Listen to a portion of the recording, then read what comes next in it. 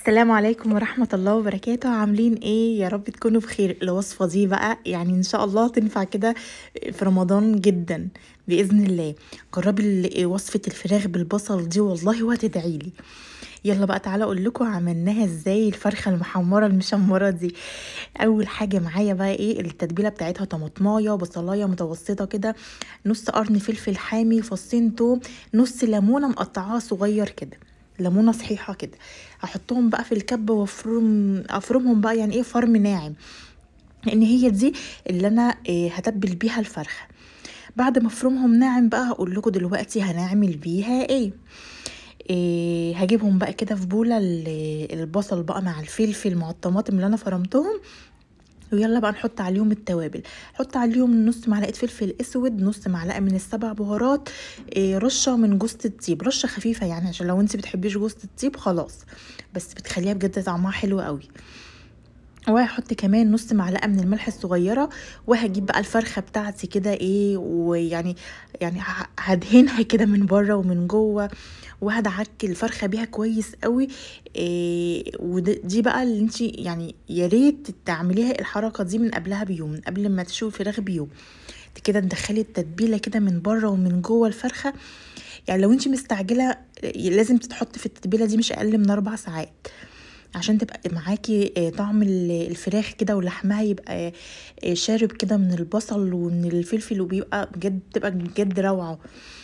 انا عشان كنت مستعجله فيعني ايه عملتها على طول. فانتي لو مش مستعجله يستحسن ان انتي تعملي خطوه التتبيله دي من قبلها بيوم، او تسيبيها مش اقل من 4 ساعات في التتبيله اللي احنا عملناها مع بعض دي. هدعك بيها الفرخه كده من جوه ومن بره كويس. وعايزه اقول لكم بقى هنا بقى كانت ريحه التتبيله كده طالعه وهم. يلا بقى اقول لكم الخطوه اللي بعديها هنعمل ايه. اول حاجه معايا بصلايه كبيره او بصلتين كبار كده نقطعهم جوانح، ومعايا طماطمايه وفصين توم، ومعايا قرن فلفل رومي، ومعايا هي كمان قرن فلفل حامي. التوابل نص معلقه فلفل اسود، نص معلقه سبع بهارات، نص معلقه كمون، نص معلقه قرفه، رشه جوز الطيب، ملح حسب الرغبه. تمام كده. اول حاجه هجيب البصل بتاعي احط عليه رشه فلفل اسود ورشه ملح، وادعكه كويس قوي كده. يعني ادعك الفلفل مع البصل لازم يدعك كويس. وبعد كده هروح على النار، هجيب طاسه معايا واحط كده معلقتين سمنه او معلقتين زبده، المتاح عندك. يعني حطيت هنا معلقتين سمنه بلدي كده. واول ما يسيحوا او الطاسه تسخن هنزل بالبصل اللي انا دعكته بالملح والفلفل الاسود، واديله بقى تتبيله كده. اول ما البصل يدبل معايا، انا عايزه اكرمل البصل، يعني مش عايزاه يبقى صحيح كده او صاحي بمعنى اصح، انا عايزه اكرمل البصل. بعد كده بقى اهو شايفين زي ما انتم شايفين البصل بدأ يتكرمل معايا وبدأ يدبل كده معايا. هنحط بقى بقيه الخطوات بتاعتنا لحد كده. تمام.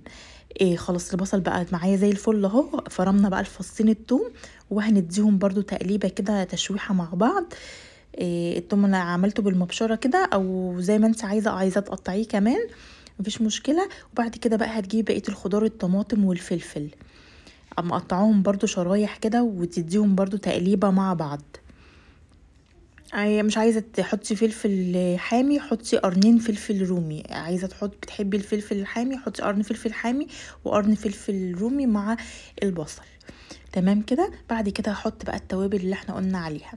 نص معلقه الفلفل الاسود، ونص معلقه كمون، ونص معلقه سبع بهارات، ونص معلقه من القرفه والملح، وطبعا رشه جوز الطيب. بجد والله جوز الطيب بتخلي ريحتها الفراخ وتتبيلتها حلوه قوي. هنزل لكم برضو مقادير البهارات بتاعتي في صندوق الوصف. والملح بقى ظبطيه لحد ما الخضار يدبل كده. بقى هجيب الكبدايه والقنوصيه بتاعت الفرخه، طبعا هديها برضو تحميره كده او تشويحه مع البصل والبهارات اللي احنا عملناه. بس كده خلاص. كده هنحشي بقى الفرخه بتاعتنا. الفرخه بقى اهو جبتها طبعا بعد التتبيله اللي احنا حطيناها فيها. هنحشيها بقى بالبصل، هنحشيها من قلبها كده ومن تحت الجلد. يعني بصي ما تسيبيش حته لما تحطي فيها الخليط اللي احنا عملناه ده. شايفه انا فتحت كده الجلد اللي هو من تحت الصدر كده اهو زي ما انتم شايفين. حطيت فيها برضو، حشيتها بالخلطه دي. بجد يا جماعه والله العظيم هتعجبكم، احسن من الفراخ المحشيه. هي دي حاجه ودي حاجه، بس احسن منها بكتير. انا عندي هنا بقى هربط الدبوستين كده مع بعض بالخيط اللي هو الدبارة ده، اللي احنا بنعمل بيه اللحمة الروست ده، عارفينه، او اللحمة الباردة. هنربطهم كده مع بعض. وتعالوا بقى اقول لكم الخطوه اللي بعد كده، مفيش اسهل من كده. وانتي واقفه اهو على المطبخ يعني خلاص. احط بقيه بقى التتبيله بتاعتي كده فوق الفرخه. طبعا حطيت الفرخه في صينيه، هعملها في صينيه. ومعايا بقى ايه، معلقتين كبار من صوص الباربيكيو. ممكن تستبدليهم بكاتشب لو متاح عندك. وكمان معلقتين كبار من دبس الرمان. هحطهم وهقلبهم كده. وده هدهن بيه الفرخه كلها، من الجوانح بقى ومن عند الدبوسه والصدر ومن ظهرها، يعني هدهن الفرخه كلها كده. بعد كده خلاص، شايفين انا دهنها بقى، ده اللي بيخلي لون الفرخه ذهبي كده وجميل. بعد ما خلاص دهنت الفرخه بتاعتي كلها، انا طبعا مسخنه الفرن على درجه حراره 200 علشان هدخلها على الفرن على طول.